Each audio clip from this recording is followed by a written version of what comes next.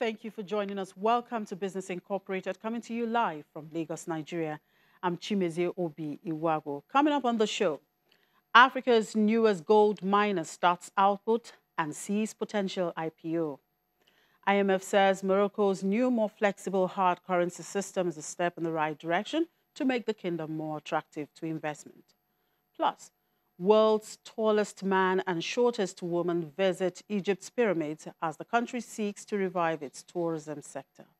Now let's get the show started with the markets. And here on the African continent, at the Nigerian stock market, Dangote Cement lost steam at intraday, and that pulled the overall market index down by 0.65%.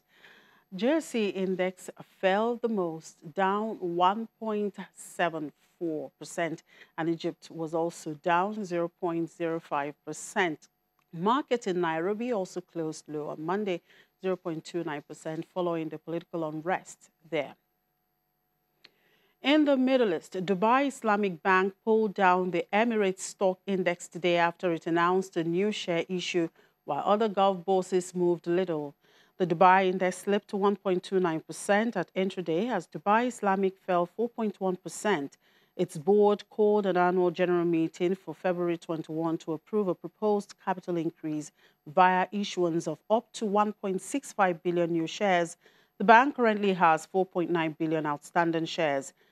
Saudi Arabia's index edged up 0.27%. Investment firm Kingdom Holding, which had risen sharply on the previous 2 days after owner Prince Al Walid bin Talal was released in the country's corruption purge, lost steam and was 0.9% lower. In Qatar, the index fell 1.29%, but Qatar Commercial Bank added 2.3% after reporting that annual net profit rose 21%.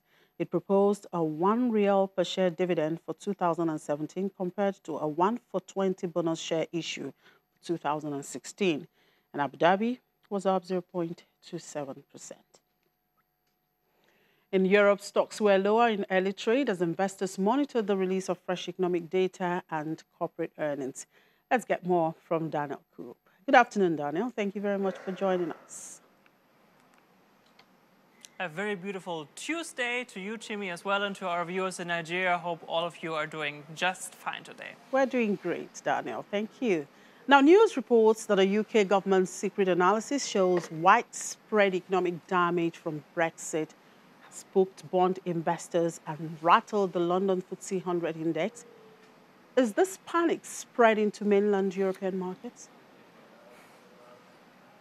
Yeah, this is actually very interesting. I was monitoring all of this very closely, and just a few moments ago, there was a statement released by the spokesperson of Theresa May, the Prime Minister of the United Kingdom, and it was kind of sounding that some of those papers might even have been leaked, that those papers were not yet be able to be released to the public. Of course, there's always this question how at the end Brexit could be hurting the economy of the United Kingdom.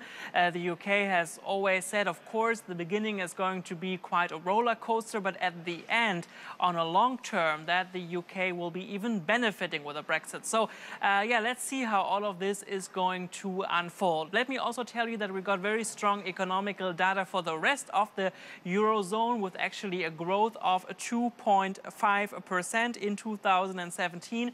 Very remarkable, of course, also the growing here of the German economy with a GDP of a level about 2.2%, but also performing very strong is France. The economy expanded in France by a level of 1.9%. It seems that the reform plans of President Emmanuel Macron are really paying off. And also Spain. Remember, Spain had lots of problems last year with this ongoing crisis between the capital and Catalonia.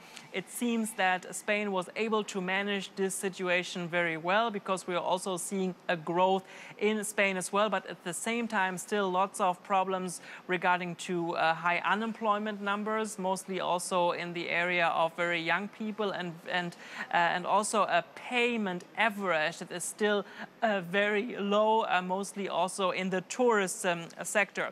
all of this is not really giving the blue chip index DAX a boost. We are down. Let me actually have a look with a 0.6% at the moment, because whenever we talk about a very strong European economy, this is usually also giving the euro some speed. Then with a strong euro, we remember that we have seen in many cases then share prices here dropping. And there's also this question regarding the ECB with this strong situation in Europe, why the ECB is not changing their monetary policy when it comes to interest rates and the bond purchasing program. I guess I was really talking a lot now.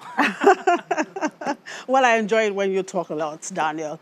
Anyway, talking about monetary policy, Deutsche Bank is holding an extraordinary general meeting to resolve a number of issues. How much of this do we know at the moment?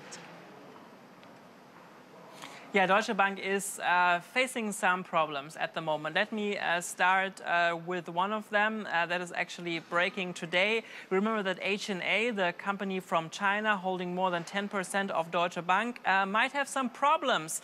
That's what we are learning, pretty much to finance what they have been doing. It seems that they're lacking a little bit with liquidity. So this is really the question how this cooperation of Deutsche Bank and H&A is going to continue in the future.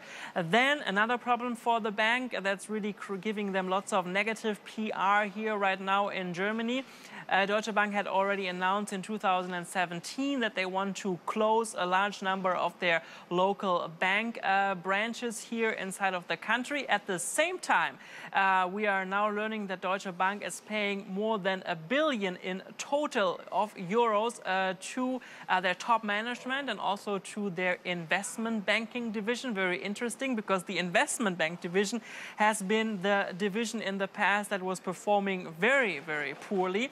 Deutsche Bank is saying, well, if we're not giving them that money, then they might go to another bank and we can't lose them. So yeah, that's one of the problems. On Friday, they will be having this press conference, and yeah, all the eyes will be again on Deutsche Bank. Right, just the last one on the earnings front. There's so much to chew, from SAP to Philips to Swatch to Siemens. Give us an idea whose earnings is grabbing the headlines. Don't talk too much this time. Well, SAP, the company not very far located here away from where we are at the Frankfurt Stock Exchange, came out with numbers today. At the same time, it was announced that they were taking over a cloud company from the United States. You know, SAP in the past was always very big when it comes to their software solution, you know, with regularly being installed on your computer. Many investors are telling me that SAP recognized too late that the cloud business is really the business that is the future in this sector. Now, SAP was investing already quite some millions last year regarding the cloud-based software business. Because of that, their profit margin was down actually to a level of just 28.5%. Today, it was announced that their profit margin went up to actually 35%, but still investors are not so satisfied. SAP shares were losing already in the early trading and also now throughout the day. Thank you very much for your time, Daniel. Enjoy the rest of the day and see you tomorrow.